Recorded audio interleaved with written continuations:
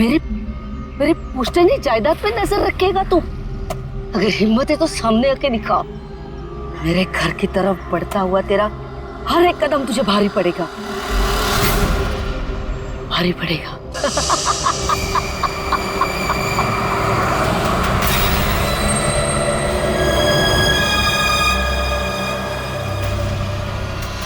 यार यहाँ पे तो कोई भी नहीं दिख रहा, किससे पूछूं? इतना घना जंगल है, कोई साइन बोर्ड भी नहीं है यहाँ पे।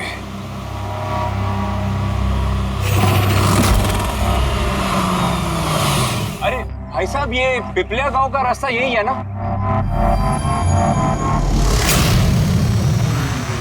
अरे सुनो ना भाई साहब, अरे बड़ा अजीब आदमी है।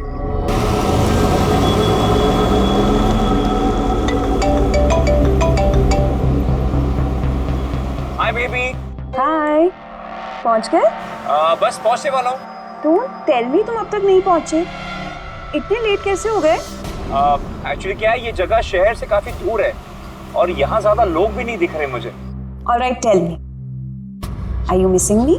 ऑफ कोर्स, इसमें पूछने वाली क्या बात है? अच्छा तुम एक काम करो, जल्दी जल्दी ये सारी फॉर्मेलिटीज खत्म कर लो, अपनी सारी कागजी कार्रवाई एंड ऑल दैट।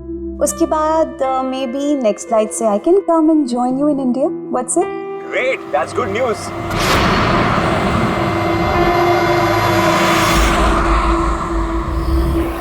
अच्छा बेबी, मुझे लग रहा है कि मैं पहुंच गया हूँ, वो मकान दिख रहा है मुझे। अरे ये गेट क्यों बंद है?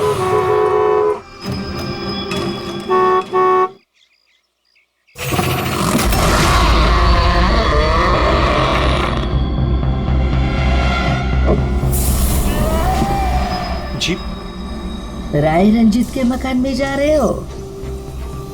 हाँ। मत जा, वो तेरी जिंदगी की सबसे बड़ी गलती होगी। मत जा। लेकिन आप कौन हो? मैं तुम्हारी मौत, तुम्हारी मौत।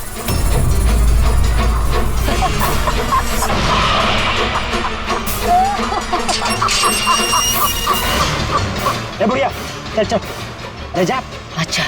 अच्छा वरना तू भी मरेगा, तू भी मरेगा। मत जा वरना तू भी मरेगा, तू भी मरेगा। नमस्ते साहब, आप राज साहब हैं? हाँ हाँ हाँ हाँ। आइए। Hello Raj, Raj are you okay? कौन था? हाँ, अरे वंदना मैं ठीक हूँ, कोई नहीं था। और मैं पहुंच गया हूँ, ठीक है, बंगले पे। मैं कॉल करता हूँ तुम्हें। Okay, you take care. हाँ, I will speak to you soon. Bye bye.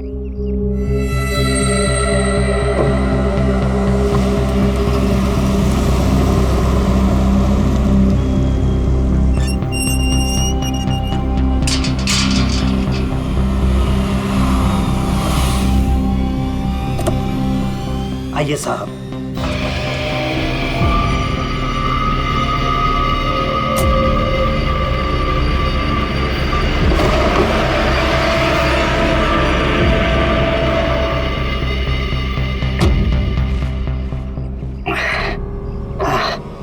साहब, सफर में कोई तकलीफ तो नहीं हुई? नहीं, लेकिन वो औरत कौन थी? बुढ़िया औरत जो आपसे बात कर रही थी ना, लाली नाम है उसका। थोड़ी अजीब सी है। आपको उसकी बातों का बुरा तो नहीं लगा? नहीं, बुरा नहीं लगा मुझे, पर मुझे एक बात समझ में नहीं आई कि उस औरत ने मुझे यहाँ आने से मना क्यों किया।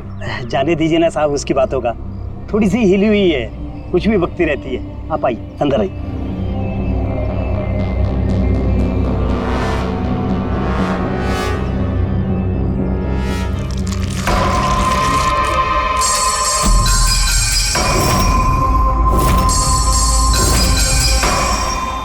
ये आदमी तो मुझे बीच रास्ते में मिला था। उसका नाम कमल है, यहाँ का माली। हमने सोचा अब आप यहाँ पर रहने वाले हैं तो क्यों ना बगीचे के जो रंग बिरंगे फूल हैं फिर से खिल उठाएं। अच्छा, आइए साहब।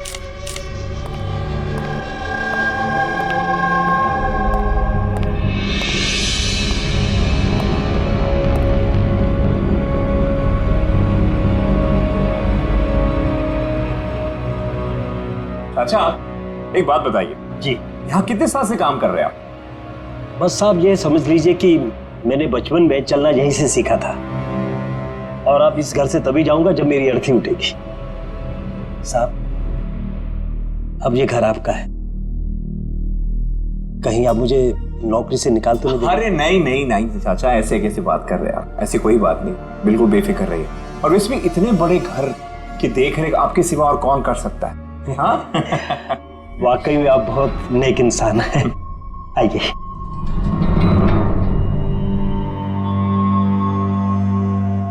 साहब ये है आपका रूम, वॉशरूम उधर है, आप फ्रेश हो जाइए, तब तक मैं आपके लिए खाने पीने का बंदोबस्त करता हूँ। ठीक है।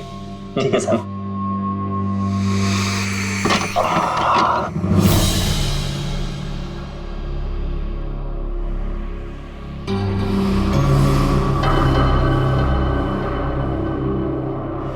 चला जा,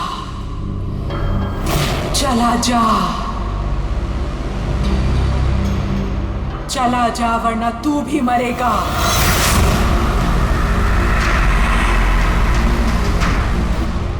कौन?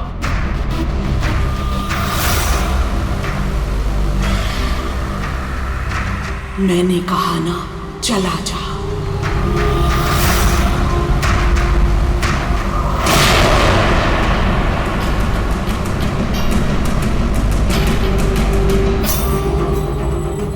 कौन है?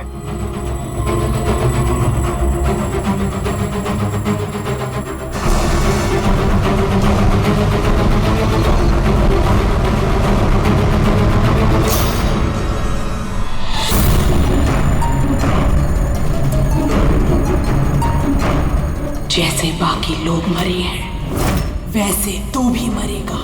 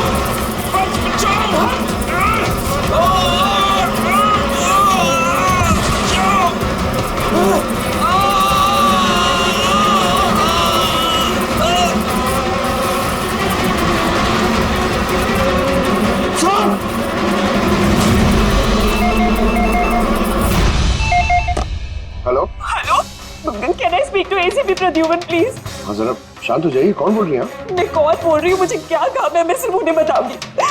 Can you just make me speak to him right now, please? एक मिनट होल्ड करिए। सर, हाँ सर, फोन कॉल है। सर कोई लेडी है, बहुत रो रही है, कह रही है सिर्फ आपसे बात करेगी। Hello hello, ACP Pradyuman. हाँ मैं एसीपी प्रद्युमन बोल रहा हूँ। सर, हाँ कहिए। सर मैं वंदना बोल रही हूँ अमेरिका से। हाँ बताइए। सर मेरे साथ बहुत बहुत बहुत बुरा हुआ सर। क्या हुआ आपके साथ? सर मेरे फियांसे राज इंडिया गए थे पुश्तैनी मकान खरीदने। सर मधुमक्खियों के काटने से उनकी मौत हो गई। क्या? अच्छा तो बताइए मैं क्या कर सकता हूँ आपके लिए? सर लेकिन मुझे लगता है कि उनकी मौत मधुमक्खियों के काटने से नहीं हुई। इनफैक्ट उनका मर्डर हुआ है। He's been killed। तो ऐसे क्यों लगता है आपको कि उनका खून हुआ है? सर वो जब प्रॉपर्टी खरीदने के बाद कागजी कार्रवाई के लिए जा रहे थे तो तब कब क्या हुआ? सर मैंने साफ साफ सुना था, राज को कोई औरत धमका रही थी। कौन थी वो औरत? No sir, I have no clue. जरा एक बात बताइए, क्या आपके राज की यहाँ इंडिया में किसी के साथ कोई दुश्मनी थी, कोई झगड़ा वगड़ा हुआ था? नहीं सर, राज की किसी के साथ कोई एनिमिटी, कोई दुश्मनी नहीं थी। इनफैक्ट राज तो इंडिया में किसी को जानता ही नहीं था। तो फिर कौन कर सकता है ये? कौन जान ले सकता है राज की? क्या आपको किसी पर शक है? नहीं सर, कोई शक नहीं। सर राज तो एक नेक काम करने जा रहे थे। कैसा काम? He wanted to start an orphanage. सिर्फ एक अनाथ आश्रम खोलना चाहते थे वो। वाकई नेक काम है, लेकिन किससे खरीदने वाले थे मकान वो? सब मकान तो वो ऑलरेडी खरीद चुके थे गवर्नमेंट से नीलामी के बाद। वो सर इंडिया कागजी कार्रवाई के लिए गए थे। देखिए, एक काम कीजिए, सारे के सारे डिटेल मुझे भेज दीजिए, मैं आपकी पूरी की पूरी मदद करूंगा, ठीक है? सर मैंने सीआईडी के बारे में बहुत सुना है। सर मुझे भी जस्टिस मिलेगी ना? वंदना जी, मैं आपसे वादा करता हूँ, आपको पूरा का पूरा इंसाफ दिलाएंगे हम, और जिसने भी आपके राज के साथ बुरा किया है उसे हम सजा दिलवाएंगे। वंदना, उसका मंगेतर राज अमेरिका से इंडिया आता है मकान खरीदने, अनाथ आश्रम चलाने, और राज की मौत होती है मधुमक्खी के काटने से। इंटरेस्टिंग।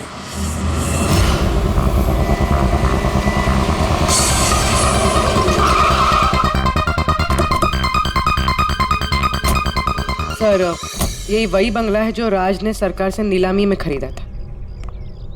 अच्छी खासी प्रॉपर्टी लग रही है। आप देखभाल करते हो उस जगह की? जी हाँ, कहिए। कहेंगे आप, हम सिर्फ सुनेंगे। क्या मतलब? सीआईडी? क्या बात होगी सर? राज राकेश नाम के एक आदमी का खून हुआ है यहाँ पे। बहुत बुरा हुआ सर उनके साथ। उन्होंने ही सरकार से ये मकान खरीदा था। हाँ, उन्हीं की बात कर रहे हैं। उनका खून नहीं हुआ, मधुमक्खियों के काटने से उनकी मौत हुई है। मैंने खुद अपनी आंखों से देखा था। नहीं देखा होगा आपने, लेकिन यहाँ इस बंगलों में आने से पहले किसी औरत ने उन्हें धमकी दी थी। कुछ जानते हो उस औरत के बारे में?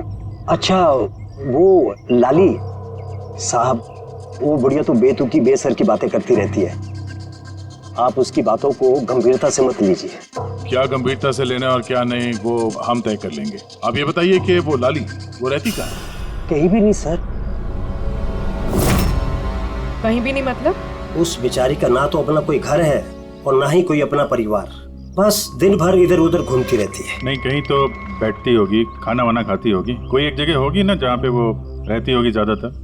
हाँ, पास में एक तालाब है, अक्सर वहीं बैठी रहती है। अच्छा, दे क्या तुम इस लाली से मिल लो, तब तक इस मकान का चक्कर लगा लेता हूँ मैं। ठीक है, अब जरा वो जगह दिखाओ जहाँ पे खून हुआ था। आइए साहब। राज साहब यहाँ गिरे पड़े थे।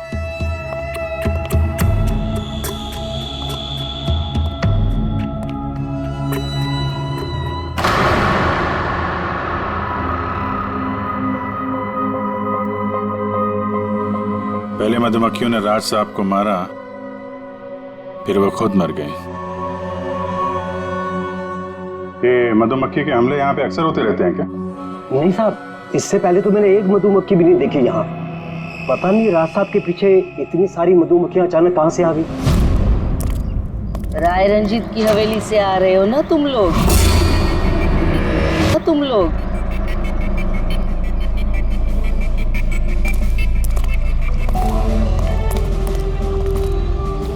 क्या कहा आपने? राय रंजीत के मकान से लौट रहे हो? आप कौन है? क्यों गए थे वहां? अपनी मौत को दावत देने गए थे? सर लगता है ये लाली है। आप लाली हो ना? हाँ, तुम्हें किसने बताया? तुम्हें राय रंजीत के जासूसों ने यहाँ भेजा?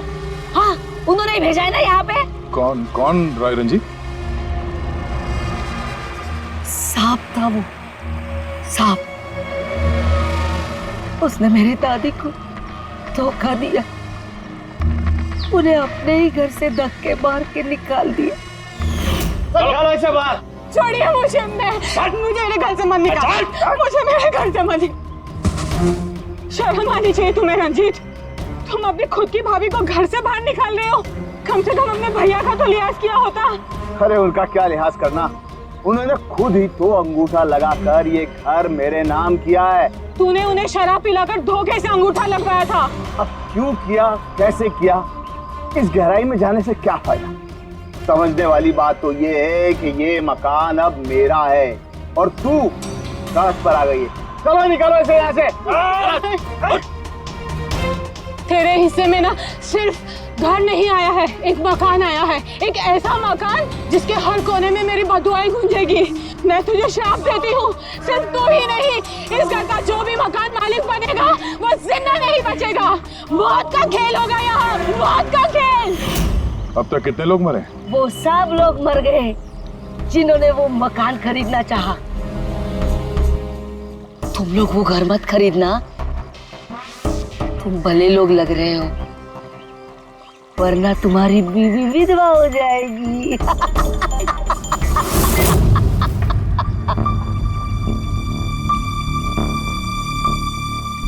माँ जी, ये कुछ पैसे हैं, काम आएंगे।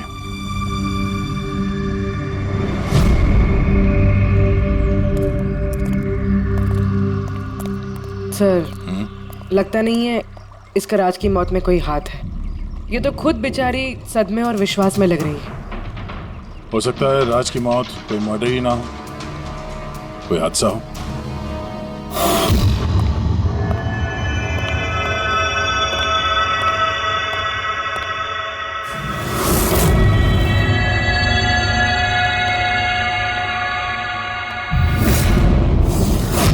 अरे ये कमरा खुला कैसे है? ये तो बंद था। एक मिनट रुको, शायद राज ने खोला।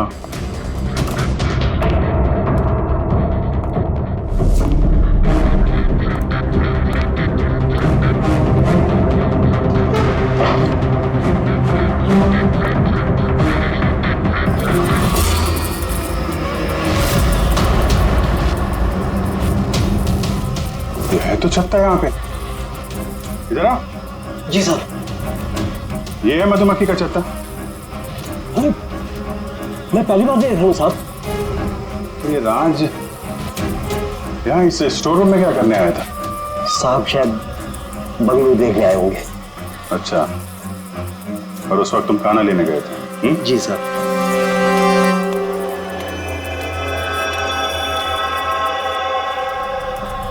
वो कौन है? वो कमल है साहब, यहाँ का माली। जब राज साहब की मौत हुई थी तो ये था यहाँ पे? जी हाँ था। कमल इधर आओ, साहब बुला रहे। जी सर। कमल, जब राज साहब की मौत हुई थी तो यहाँ आसपास किसी अनजान आदमी को देखा था तुमने? कोई अजीब सी घटना हुई हो? नहीं साहब। तो ये छत्ता यहाँ पे है तो तुम्हें कुछ काम करने में परेशानी नहीं होती? मधुमक्खी ने काटा नहीं तुमको कभी? नहीं सर, मधुमक्खी तो तब काटती ना जब यहाँ कोई छत्ता होता। पहले तो मैंने छत्ता यहाँ देखा ही नहीं साहब। क्या बात कर रहे हैं? हाँ साहब, मैंने आपसे पहले कहा ना कि इससे पहले इस घर में हमने एक मधुमक्खी भी नहीं देखी। कमाल है, फिर ये छत्ता आया कहाँ से? और मधुमक्खियों ने राज को ही क्यों काटा? ये तो कोई एक्सपर्ट ही बता सकता है। आसान उनके क्या पता चला राज की मौत के बारे में? मौत कैसे हुई? बस इसकी मौत मधुमक्खियों की वजह से हुई है।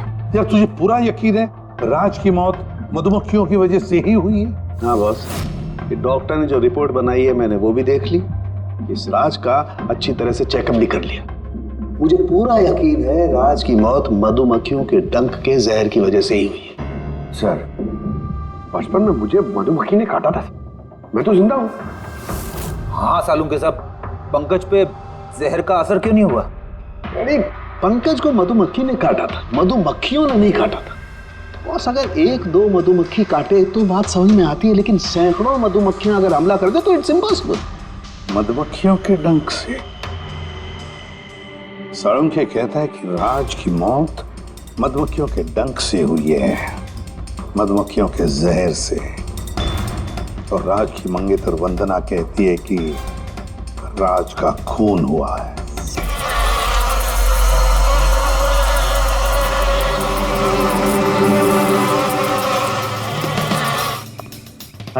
इस छत्ते को बाहर से लाकर यहाँ पर लगाया गया।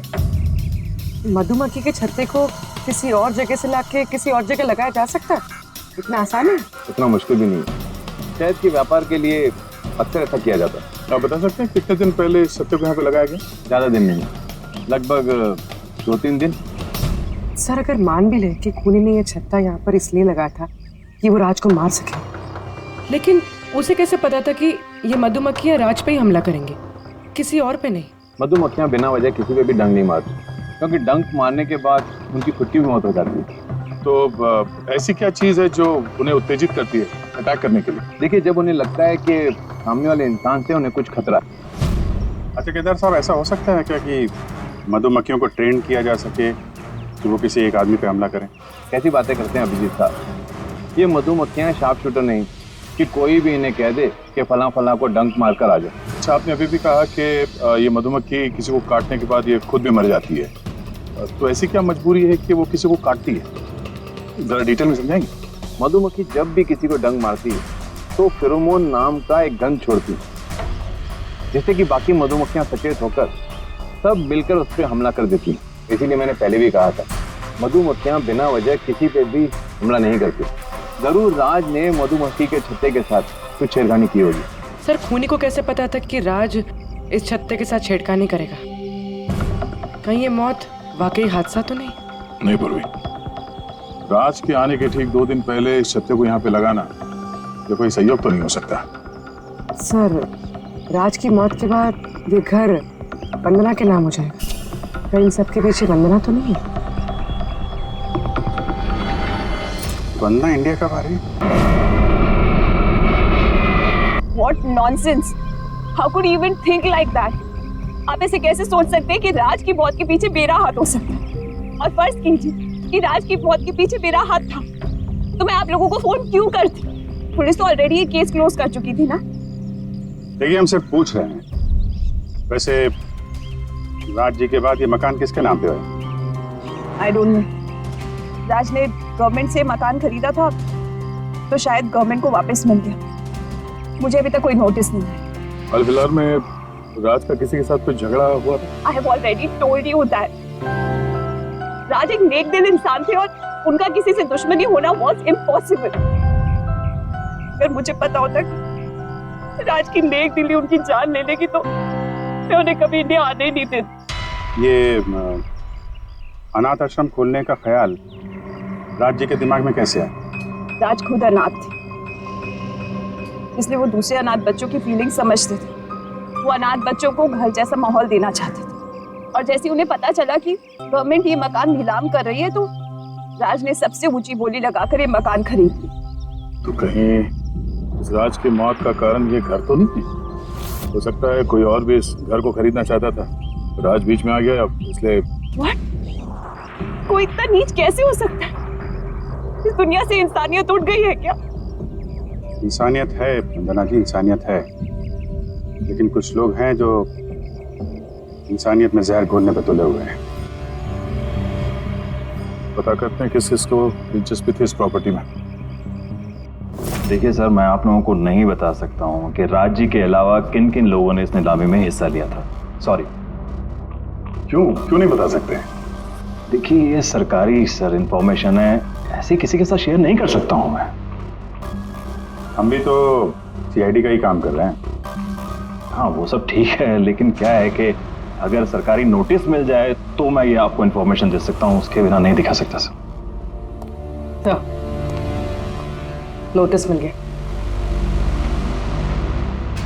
आप खुश हैं? आप देखिए, अगर काम कायदे से होता है तो अच्छा लगता है। हाँ ठीक है, ये लीजिए, ये लीजिए। कुल मिलाकर सर 12 लोग थे जो इस बंगलों को खरीदना चाहते थे सर। सर इस बंगलों के पास एक्चुअली सरकार एक हाईवे बना रही है, इसलिए सब लोग बढ़ चढ़कर बोली लगा रहे हैं और हर कोई इस बंगलों को खरीदना चाहता है। अच्छा, ये राज जी की मौत के बाद अब ये मकान किसको मिलेगा? देखिए, राज जी ने कागजी कार्यवाही पूरी नहीं की थी, इसलिए नीलामी अब दोबारा से होगी और जो विजेता होगा उसको ये बंगलो मिल जाएगा। आई सी। और ये नई नीलामी कब होगी? देखिए सर, अभी उसकी डेट तो तय नहीं है सर, लेकिन आपको एक बात और बताना चाहूंगा सर कि राज जी से जितने भी बिल्डर्स थे वो काफी भड़के हुए थे, काफी नाराज थे, क्योंकि उन्होंने सबसे ज्यादा बोली लगाई थी। नहीं सर, एक्चुअली उन्होंने डेडलाइन के बाद बिड सबमिट की थी सर, इसी वजह से लोग नाराज थे उनसे। हाँ, लेकिन अगर डेडलाइन के बाद उन्होंने बिड किया था तो सरकार ने एक्सेप्ट कैसे कर लिया? सर एक्चुअली वहां पर वो अनाथ आश्रम खोलना चाहते थे और सर अमेरिका से जो इंडिया का वक्त का फर्क है सर वो 9.5 घंटे का है, इसलिए सरकार ने वो बिड एक्सेप्ट कर ली थी। देखिए, अब घर तो उसी को मिलेगा जिसकी किस्मत में होगा सर।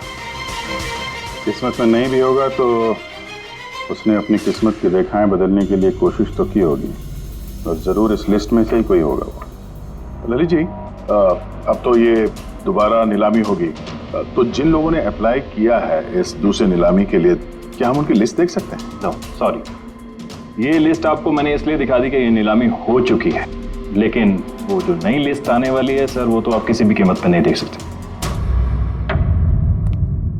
अरे अरे अरे अरे साळुंखे, तू क्या करने क्या जा रहा है यार? क्या सुन रहा हूं मैं? जो सुना है सही सुना बस। क्या सुना? रिजाइन हो रहा है तू? हाँ। क्यों क्यों? बस मेरा टाइम आ गया। क्या टाइम आ गया? 1 मिनट टाइम है यार अभी। अरे ये टाइम नहीं यार। तो फिर देखो, हर इंसान को लाइफ में एक न एक दिन रिटायरमेंट लेना पड़ता है ना, चाहे वो क्रिकेटर हो, म्यूजिशियन हो, कोई भी हो। मेरा भी टाइम आ गया, मैं भी रिटायरमेंट ले रहा हूँ। अबे कहाँ जा रहा है तू? ये देख लो। ये क्या है? देख लो देख लो। यार क्या तू कर रहा है साळुंखे? समझ में नहीं आ रहा है ये। एयर टिकट कहाँ जा रहा है? हाँ, लंदन। अरे वाह रे वाह। पंकज कैंसिल कर। नहीं कैंसिल नहीं होगा। अबे रिफंड मिल जाएगा, पैसे वापस मिल जाएंगे, कल की टिकट है, डोंट वरी। मुझे रिफंड नहीं चाहिए, मैं जा रहा हूँ वापस। यार तू ऐसे कैसे जाएगा? क्या हुआ क्या? अरे इतनी बड़ी गलती होगी कि शर्म आ रही है अपने आप पर। ऐसी कौन सी गलती हो गई? वो मधुमक्खियों वाला केस। मधुमक्खियों वाला केस? हाँ यार, हादसा नहीं है बॉस, वो खून है खून। यही मुझसे गलती हो गई। मधुमक्खी के एक्सपर्ट से बात हो गई तेरी? क्या बताया उसने? यार एक्सपर्ट से भी बात की, मैंने अच्छी तरह से चेक भी किया, तब मुझे पता पड़ा ये तो हादसा नहीं है, खून है। मधुमक्खियों को तो वो हथियार के तौर पर इस्तेमाल कर रहा है यार। सालों के सब वो किसे? देखो, मधुमक्खियां कब आती हैं इंसान के पास? जब उन्हें फेरोमोन की गंध आती, तभी ना। हाँ, जब उन्हें इंसानों से खतरा लगता है तब मधुमक्खियां इंसान के पास आती है, डंक मारती है। बस यार, यही मुझसे गलती हो गई। तो मैंने सोचा ही नहीं कि फेरोमोन तो बनाया भी तो जा सकता है ना यार। हाँ यार, फेरोमोन तो आर्टिफिशियली भी बनाया जा सकता है, लेबोरेटरी में, फैक्ट्री में। मतलब किसी ने ये आर्टिफिशियल फेरोमोन बनाया और वो किसी भी तरह से राज के शरीर पर लगा दिया, बस मधुमक्खियां आ गई और उस पर अटैक कर दिया। साळुंखे, उठ उठ उठ, पिपलिया गांव चला जा। वहां पे जहाँ पे राज का खून हुआ, राज का सारा सामान चेक कर, पता तो चले ये फेरोमोन वहां पर आया कैसे और किसने इस्तेमाल किया ये फेरोमोन राज पर। Yes boss. ये रहा सर, राज का सारा सामान इस सूटकेस में। ठीक है। सर एसीपी साहब बता रहे थे आप रिटायर होने वाले हो। कब है आपका लास्ट वर्किंग डे? आपके लास्ट वर्किंग डे से 1 दिन के बाद। मतलब नहीं आ रहा है। हाँ दया, एक काम करो, मैं बाहर जाता हूँ और तुम जो है ना, एक एक करके सामान मुझे बाहर पकड़ाओ, तो पता करते हैं कि कौन से सामान में फेरोमोन है। ठीक है सर? ये पकड़ेंगे आप? जरा रख लीजिए थोड़ी देर के लिए। दिखेगा ना बाहर? दिखेगा। मधुमक्खी है इसके लिए कह रहा था। अभिजीत हो तुम? हाँ। ये पूर्वी है। हाँ। ये दया। अरे दिख रहा है सर। तो फिर चलिए चलिए चलिए। संभाल के सर, संभाल के। हाँ लीजिए सर।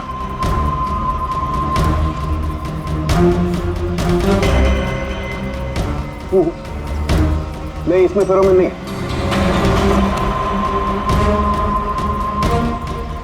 अरे सर संभल के। अरे कुछ भी, जिसमें फेरोमोन होता है उसी पर अटैक करती है।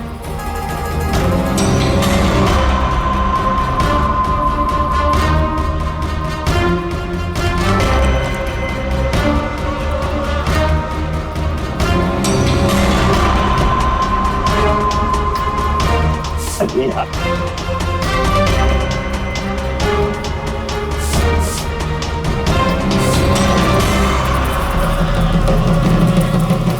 हरकत हुई, देखो देखो, अटैकिंग मूड में आई है ये मधुमक्खी, देखो। सर किसी ने राज के परफ्यूम में फेरोमोन मिलाया है। अरे यार, ये मधुमक्खी ने मुझे काटा ना। सर आप निकलो यहाँ से। अरे यार, अरे पानी में जाओ, पानी में। पानी किधर है? अरे सामने उस तरफ सर। अरे उधर कुआं है सर, जाओ ना। कुएं में घुस जाओ। अरे सर निकलो यहाँ से, जाइए सर।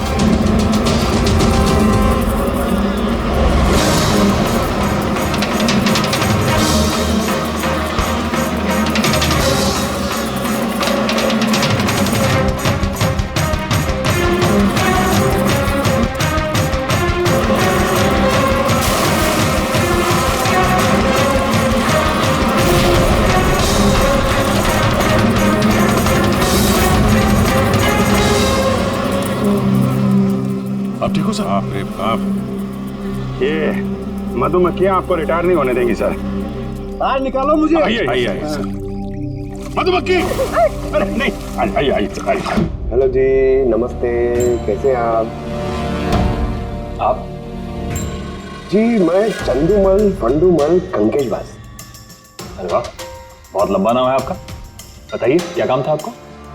जी वो नीलामी के लिए आया था मैं। वो पुराना वाला बंगलो हाईवे के पास, वो खरीदना है मुझे। सर ऐसे नहीं खरीद सकते हैं सर, उसमें नीलामी होगी तभी वो जो जीतेगा वही खरीद सकता है। अरे तो पैसा लगाएगा ना, मैं पैसा लगाएगा। देखिए अब टाइम नहीं बचा है, सिर्फ 15 मिनट बचे हैं, आप लेट हो गए। अरे क्या बात कर रहे हैं सर, 15 मिनट में क्या क्या हो जाता है। ये देखिए ना, मैं तो ये बेड का लिफाफा भी लाया हूँ, ये देखिए। राकेश इधर रजिस्टर लेकर आ।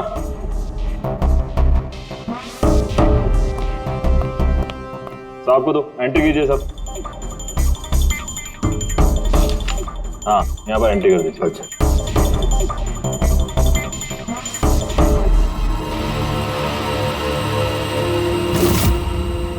यहाँ साइन कर दीजिए लास्ट को।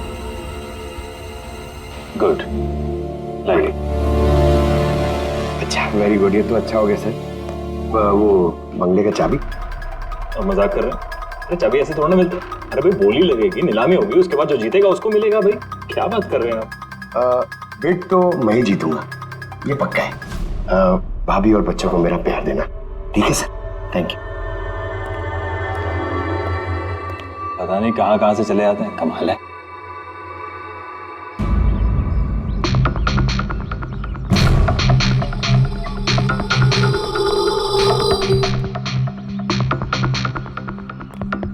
क्या भाई साहब काम हुआ? सर ये देखिए, चंदूमल फंडूमल कंकेशवास का कमाल। उठ जाओ पंकज। 12 में से 2 लोग हैं जिन्होंने दोबारा बोली लगाई है इस मकान को खरीदने के लिए, हेमंत और रोशन। मतलब खूनी इन्हीं 2 में से कोई हो सकता है। और जो कोई भी है इस बार भी इस मकान को हथियाने के लिए किसी भी हद तक जा सकता है। दोस्तों अब ये वक्त आ गया है कि बता दिया जाए कि नीलामी का विजेता आखिर है कौन। और मुझे बताते हुए बहुत खुशी हो रही है कि नीलामी के जो विजेता है मिस्टर रोशन। रोशन जी आपको बहुत बहुत बधाई। 1 मिनट, काय की बधाई हो? सबसे ज्यादा बेट मैंने लगाई थी, ये कैसे जीत गए? देखिए भाई साहब, आपको कोई गलतफहमी हुई है। सबसे ज्यादा बेट मिस्टर रोशन ने लगाई थी, इसलिए रोशन को मकान दे दिया गया। ऐसा हो ही नहीं सकता। मैंने बहुत ऊंची बोली लगाई थी, ये बेट मुझे मिलनी चाहिए थी। आप ऐसे ही बात कर रहे हैं सर, मैंने तीनों लिफाफे चेक किए हैं और चेक करने के बाद मिस्टर रोशन की कीमत सबसे ज्यादा थी, इसलिए मिस्टर रोशन को मकान दे दिया गया है। प्लीज कम ऑन यार, अब हार गए हो तो बच्चों की तरह रो मत। बिजनेस है, ऊंच नीच होती रहती है। बिजनेस में बेईमानी नहीं चलेगी। ये दिखाइए, आप पहले वो लिफाफे दिखाइए, मुझे अभी देखना है किसने कितने बिट करी है। दिखाइए दिखाइए दिखाइए, लाइए मुझे भी चेक। नहीं नहीं नहीं, ये नहीं दिखा सकते, ये नियम के खिलाफ है। चीटिंग करना भी नियम के खिलाफ है। मैंने 7 करोड़ की बिट करी है, 4 करोड़। इनके अभी हेड ऑफिस से फोन आएगा और बोलेंगे कि मैंने सिर्फ 3 करोड़ लगाए। कोई फोन नहीं, 4 करोड़ कम। आपके कहने से फोन आएगा। चलो उठाओ फोन, उठाओ तुम्हारा अभी। ये मुझे क्या करना है क्या नहीं करना है, आप मुझे नहीं बताएंगे। आप ललित जी, आप तो बड़े कायदे कानून की बातें किया करते थे और फोन भी नहीं उठा रहे हैं। भाई ये तो बहुत गलत बात है। आप ब्यूरो चलिए हमारे साथ। आप कहाँ खिसक रहे रोशन जी? आप हमें मिठाई नहीं खिलाएंगे? नई प्रॉपर्टी ली है आपने? आइए, आप भी आइए। आइए आइए। सर रोशन जी बिल्कुल ठीक बोल रहे हैं सर। सर रोशन जी का इससे कुछ लेना देना नहीं है। जो भी फ्रॉड हुआ है सर मैंने किया है। ये रोशन का जुर्म अपने सिर पर क्यों ले रहे हो? अच्छा खासा पैसा दिया है क्या रोशन ने तुम्हें? और एक बात याद रख लो, ये पैसा खर्च करने को नहीं मिलेगा, क्योंकि तुरंत फांसी होगी तुम्हें। सर इतनी सी बेईमानी के लिए फांसी चढ़ा देंगे? नहीं नहीं नहीं, बेईमानी के लिए नहीं, खून के लिए। खून के लिए फांसी होगी। खून? किसका खून सर? राज राकेश का खून, जिसने पिछली नीलामी में वो घर, वो प्रॉपर्टी खरीदी थी। सर लेकिन मैंने किसी को नहीं मारा सर। सर मैंने नहीं मारा है सर किसी को। पता है इस रोशन ने मारा है। तो इसकी पोल खोल दो, वरना इसके पाप का मटका तुम्हारे सिर पे फूट जाएगा। सर ये क्या कह रहे हैं सर आप? मैं भला राज को क्यों मारूंगा सर? इस प्रॉपर्टी के लिए, और किस लिए? क्या कह रहे हैं आप सर? सर मैं मानता हूं कि मैं ललित के साथ मिलकर नीलामी में छोटी मोटी हेरा फेरी करता था, पर सर एक प्रॉपर्टी के लिए किसी का मर्डर थोड़ी कर दूंगा मैं। मतलब तुम्हारे कहने का मतलब है तुमने ये खून नहीं किया? नहीं सर। चल ठीक है, पूर्वी जरा परफ्यूम लाना।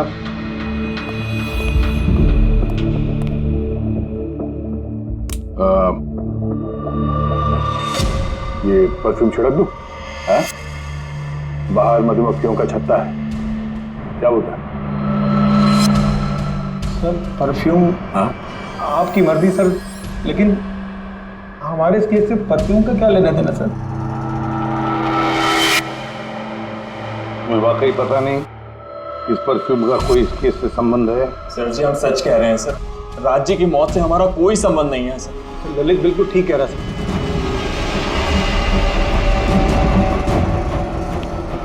अगर ये खून रोशन ने नहीं किया तो फिर बचता है वही एक। इन कागज से साबित होता है कि तुम राय रंजीत के पोते हो। तुम्हारे पास तो बहुत बड़ी वजह थी इस मकान को वापस पाने के लिए, क्यों? देखिए, राय रंजीत का पोता होने से यह साबित नहीं होता कि यह खून मैंने किया है। हेमंत जी, खूनी कभी कभी अपने जुर्म के सबूत अपने साथ लेकर चलता है, जैसे तुम। मैं समझा नहीं। मैं समझाता हूं। ये रहे सबूत। कमाल है सालू के साहब, सेफ्टी सूट पहनने के बावजूद भी आप दोनों को मधुमक्खियों ने काटा। हाँ, कभी कभी सेफ्टी सूट पहनने के बाद ही मधुमक्खियां डंक मार सकती हैं, और फिर मधुमक्खी के छत्ते को इधर से उधर ले जाने में तो और भी ज्यादा अटैक हो सकता है, नहीं? जी देखिए, वो दरअसल बहुत हो गया हेमंत, तुम्हारी बेगुनाही का और भी कोई सबूत चाहिए? जी नहीं, मैंने ये सब किया था। जब राज बंगले में घुसा तब मैं वहीं था, और मौका देखकर मैं बंगले में घुस गया था। मैंने परफ्यूम की बोतल के अंदर फेरोमोन मिला दिया। उसके बाद राज को आवाज से डिस्ट्रैक्ट किया, मधुमक्खी के छत्ते तक लेकर गया, और उसके बाद का काम मधुमक्खियों ने कर दिया था। मुझे मेरा पुश्तैनी मकान वापस चाहिए था। वाह रे वाह, अपने पुश्तैनी मकान के लिए तुमने एक नेक इंसान का खून कर दिया। कानून तुम्हें कभी माफ नहीं करेगा। तुम्हें कम से कम आजीवन कारावास की सजा होगी। ले जाओ इसे पंकज।